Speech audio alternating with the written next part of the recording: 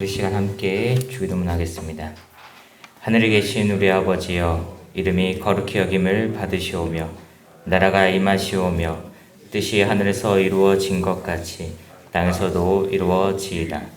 오늘 우리에게 일용할 양식을 주시옵고 우리가 우리에게 죄 지은 자를 사하여 준 것 같이 우리 죄를 사하여 주시옵고 우리를 시험에 들게 하지 마시옵고 다만 악에서 구하시옵소서. 나라와 권세와 영광이 아버지께 영원히 있사옵나이다. 아멘. 우리 함께 찬송가 405장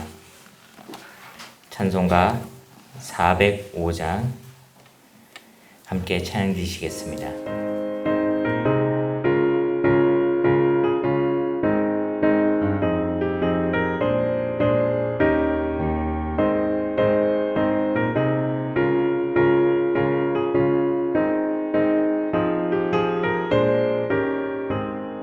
주의 친절한 화려한 기세 우리 마음이 평안하리니 항상 기쁘고 복이 되겠네.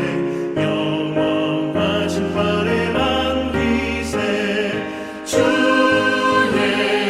발에 그 크신 화려한 기세 날이 갈수록 주의 사랑이 두루 광명하게 비치고 천상 가는 길 편히 가리니 영원하신 화려한 기세 주의 발에 그 크신 화려한 기세 주의 발에 영원하신 화려한 기세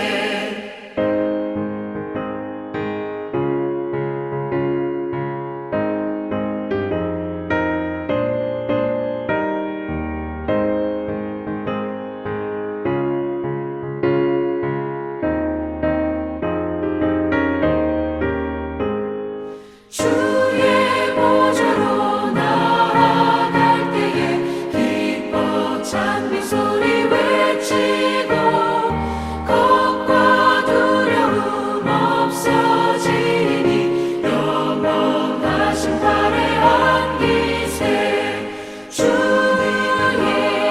좌에 그 크신 화려한 기세 주의 좌에 영원하신 화려한 기세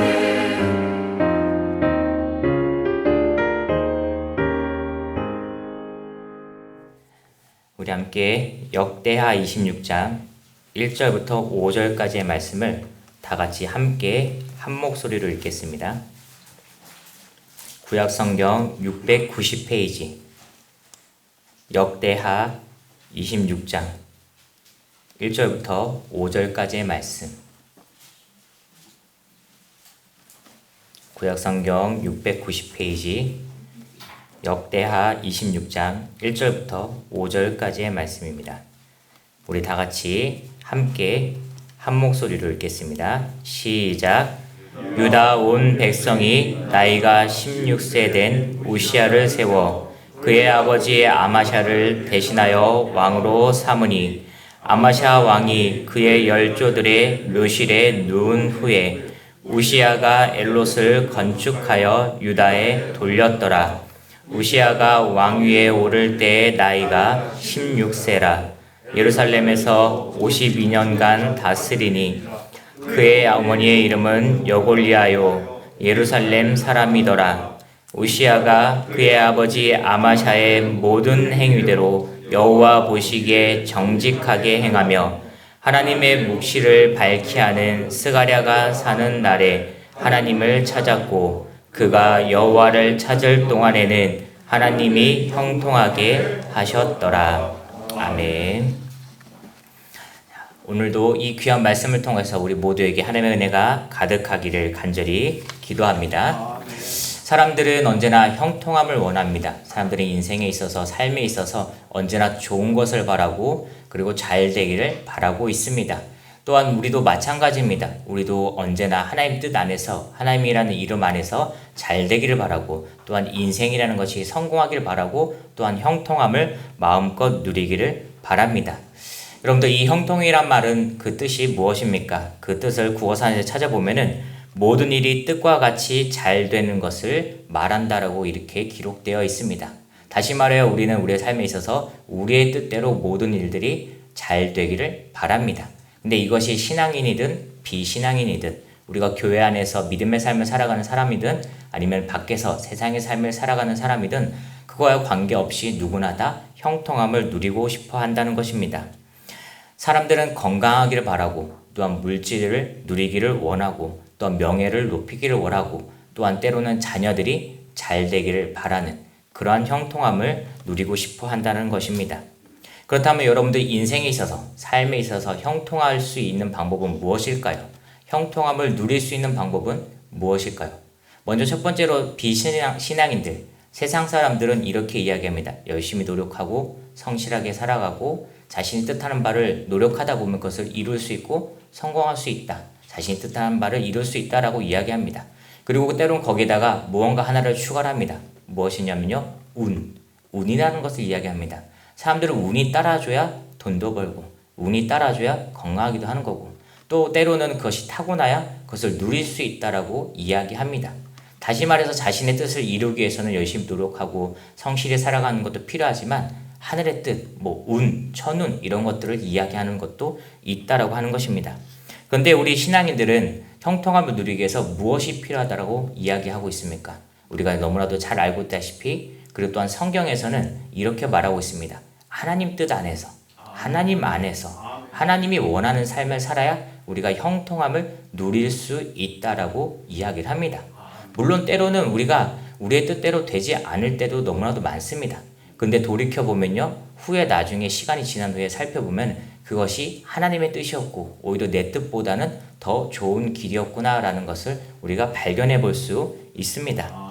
성경에서도 하나같이 항상 형통함을 이야기할 때는 하나님을 떨어뜨려 놓고는 이야기하지 않습니다. 그리고 또 성경의 많은 인물들이 형통함을 누렸다라고 이야기할 때는 반드시 여호와 하나님이 등장하게 되어 있습니다. 오늘 인물도 마찬가지입니다. 역대 이스라엘의 왕들 중에 한 명이었던 오시아도 하나님 뜻 안에서 그 삶을 삶으로 인해서 형통함을 누렸고 형통함을 자신의 손에 쥐고 살았던 사람입니다. 그렇다면 이 우시아라고 하는 왕은 어떠한 형통함을 누렸을까요? 그 형통함이 과연 무엇이었을까요? 첫 번째로는 오랜 기간 동안 이스라엘을 통치하는 형통함을 누렸습니다. 우리가 오늘 말씀에서 읽었던 것처럼 우시아는 16세 왕위에 올라서게 됩니다. 굉장히 어린 나이죠. 지금 16세라고 하면은 중3, 16세, 14, 15, 16 해가지고 중3 정도의 나이를 가지게 됩니다. 중3 때 왕이 된다라고 하는 것입니다. 우리가 잘 알고 있다시피 또한 우리가 우리나라의 역사의 과거를 살펴보았을 때 16세의 왕위에 오르면은 굉장한 압박을 받게 되고 또 굉장히 불편한 삶을 살게 되고 자신의 삶은 존재하지 않는 그러한 삶을 살아가게 됩니다. 또한 때로는 왕답지 않은 삶, 그런 삶을 살아가게 되는 모습을 가지고 있습니다. 그런데 이 우시아도 16세 중학교 3학년 나이에 이제 왕위에 오르게 됩니다. 근데 몇 세의 왕위에 올랐냐라는 것보다 그가 얼마나 통치했느냐, 그가 얼마나 왕으로서 그 이름을 남겼느냐라고 하는 것이 매우 더 중요합니다. 그리고 또한 우리가 그것에 더 주목해 봐야 됩니다. 여러분들 우리가 알고 있는 이스라엘의 역대 왕들 중에서 가장 오랜 기간 이스라엘 왕으로서 이스라엘을 통치했던 왕이 누가 있을까요? 아마도 대표적으로 다윗과 솔로몬을 이야기할 수 있습니다. 여러분들 다윗이 몇 년 통치했는지 아시나요? 다들 기억하실 겁니다. 40년 동안 통치했습니다. 솔로몬도 몇 년 통치했을까요? 여러분들 다 아시다시피 40년 통치했습니다. 근데 오늘 말씀에 등장하는 우시아는 52년, 무려 그들 솔로몬과 다윗보다 12년을 더하는 그런 52년의 세월 동안 왕으로서 그 이름을 남기고 있었습니다. 이것은 무엇을 말하고 있습니까? 훌륭한 왕이었다라는 것을 우리가 기억해 볼 수 있습니다. 그리고 또한 하나님 안에서 말씀에서 보면 하나님 안에서 그 삶을 그 왕 역할을 잘 행했다라고 우리가 살펴볼 수 있습니다. 이스라엘의 역대 왕들을 보고 또한 이제 솔로몬 이외에 북이스라엘과 남유다로 나뉘게 되는데 그 모든 왕들의 삶을 살펴보면요. 한 10몇 년, 해봤자 20여 년 이런 삶을 살아가는 왕들의 모습을 발견할 수 있습니다. 그리고 때로는 하나님께서 빨리 치셔가지고 더 일찍 내려가는 왕도 존재하고 있고요. 한 2절 정도 그렇게 말씀이 끝나는 왕들도 존재합니다. 그런데 무려 52년 동안 하나님과 함께하며 형통함을 누린 우시아는 그 삶이 언제나 하나님 안에서 움직이는 삶이었고 하나님을 찾는 삶이었습니다. 우리가 읽었던 말씀에서 알 수 있다시피 하나님 곁에 있으려고 노력했던 왕들 중에 한 사람이 바로 우시아입니다. 첫 번째로 우시아는 자신의 왕을 그리고 이스라엘 통치함의 형통함을 누렸던 사람 중에 한 사람입니다. 그리고 두 번째로 우시아가 누렸던 형통함은 외세의 침략을 받지 않는 형통함을 누렸습니다. 이스라엘 나라는요 굉장히 약한 나라입니다. 그리고 힘이 없는 나라 중에 하나입니다. 여러분들 근데 이제 고대 역사를 찾아보면요 옛날 역사 세계 역사를 찾아보면은 굉장히 강력한 나라들이 중동에 많이 나타납니다. 아수르라는 나라도 그랬고요, 바벨로니안 나라도 그랬고요. 모두 다 막 이란, 이라크, 그쪽에 시리아, 이쪽에 중동 지역에 굉장히 많은 강력한 나라가 등장하고 있습니다. 또 그보다 더 거슬러 올라가면 항상 강력했던 나라 중에 하나가 바로 애굽, 이집트입니다. 이스라엘과 또 근접해 있죠.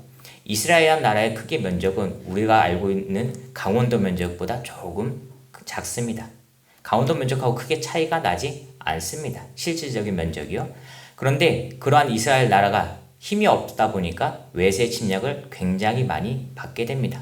그리고 성경에 보면요 주변의 나라들이 굉장히 강력하게 등장하고 있습니다. 모압도 그렇고요. 그리고 우리가 알고 있다시피 대표적으로 블레셋이라는 나라가 굉장히 군대가 강력한 나라로 등장하고 성경에 기록되어 있습니다. 그리고 이 나라가 얼마나 강력하냐면요 이 이스라엘이라는 역대 그 왕들 중에서 블레셋과의 전쟁에서 온전한 승리를 거둔 왕이 몇 존재하지 않습니다. 첫 번째로 다윗을 이야기할 수 있고요. 그리고 두 번째로 솔로몬, 세 번째로 여호사밧 이런 왕들이 그나마 블레셋으로부터 전쟁에 승리하고 또 때로는 그들에게 조공을 받은 그러한 왕들 중에 한 사람들입니다. 그런데 우시아라는 왕도 그들과 함께 블레셋과의 전쟁에서 승리한 그리고 블레셋을 정복한 왕 중에 한 사람입니다. 역대 그 많은 왕들 중에서 16세에 왕위에 오른 그 젊은 왕이 블레셋과의 싸움에서 전쟁에서 승리를 거둔 왕이었다고 하는 것입니다. 우리가 오늘 읽지 않았지만 6절 이후의 말씀을 보면요. 블레셋과의 전쟁에서 블레셋과의 싸움에서 이겼다라고 등장하고 기록되어 있습니다. 그리고 우시아가 얼마나 대단한 왕이었는지 그 이후에 기록되어서 나와 있습니다. 역대하 26장 8절 말씀을 저희가 같이 함께 읽어보도록 하겠습니다. 바로 뒤에 있는 역대하 26장 8절의 말씀 우리 다 같이 함께 읽겠습니다. 시작. 암몬 사람들이 우시아에게 조공을 바치매 우시아가 매우 강성하여 이름이 애굽 변방까지 퍼졌더라. 아멘. 우시아 이름이 저 멀리 애굽까지 우리가 알고 있는 이집트라는 나라까지 이름이 퍼졌다라고 합니다. 거기까지 명성이 뻗쳤다라고 하는 것이죠. 어떻게 그럴 수 있었을까요? 전쟁에 승리해서 그리고 군사가 매우 강력해서 그리고 주변에 있는 모든 나라들을 다스렸기 때문에 물론 이때는 남유다였기 때문에 우시아가 통치하는 지역이 남유다 지역이기 때문에 이 아래쪽 지방 그쪽에 있는 주변의 나라들을 다스리고 전쟁에 승리하는 장면들이 등장하고 있는데 그 명성이 저기 애굽까지 이집트까지 멀리 퍼졌다라고 합니다. 그런데 이것이 무엇을 의미하느냐? 나라가 평안하다는 겁니다. 주변의 나라들이 침략할 수 없다라고 하는 겁니다. 어떠한 강력한 군대를 갖고 있는 나라라고 하더라도 이스라엘을 함부로 할 수 없다라고 하는 것입니다. 무려 52년간이야. 52년 동안 그는 외세 침략을 받지 않았습니다. 오히려 그들에게부터 조공을 방금 읽었던 26장의 8절 말씀처럼 암몬으로부터는 조공을 받을 정도로 매우 명성을 떨쳤던 힘이 강력했던 왕 중에 한 사람이라고 하는 것입니다. 다시 말해 외세의 침략을 받지 않는 그러한 형통함을 누렸던 왕이 바로 우시야 왕입니다.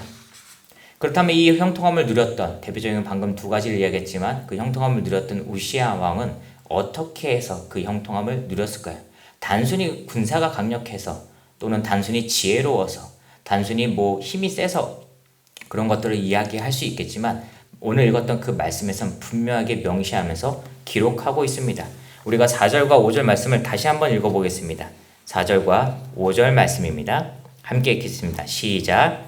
우시야가 그의 아버지 아마샤의 모든 행위대로 여호와 보시기에 정직하게 행하며 하나님의 묵시를 밝히 아는 스가랴가 사는 날에 하나님을 찾았고 그가 여호와를 찾는 동안에는 하나님이 형통하게 하셨더라. 아멘. 5절 마지막에 그렇게 기록되어 있죠. 하나님이 형통하게 하셨더라. 그런데 그 이전에 4절 말씀에 하나님이 보시기에 악을 행하지 않고 선을 행하며 하나님이 보시기에 좋은 일들을 하며 살았습니다.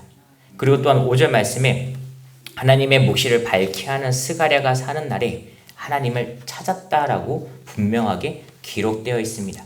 하나님 안에서 살아가기 위해서 노력했던 사람이고요. 하나님의 말씀을 잘 지키기 위해서 노력했던 사람입니다. 하나님이 보시기에 정직하게 행하며 살아갔던 그 사람이 바로 우시야 왕입니다. 그리고 우리가 한 가지 더 기억해야 될 것은 5절 말씀에 하나님의 묵시를 밝히 하는 스가랴가 사는 날에 하나님을 찾았고 라고 하는 그 구절이 있는데 그 구절을 세 번역에서 찾아보면 이렇게 기록되어 있습니다. 그의 곁에는 하나님을 경외하도록 가르쳐주는 스가랴가 있었는데, 다시 한번 읽어드릴게요. 그의 곁에는 하나님을 경외하도록 가르쳐주는 스가랴가 있었는데 라고 분명하게 명시되고 번역되어 있습니다. 영어 버전 성경도 보면 똑같이 기록되어 있습니다.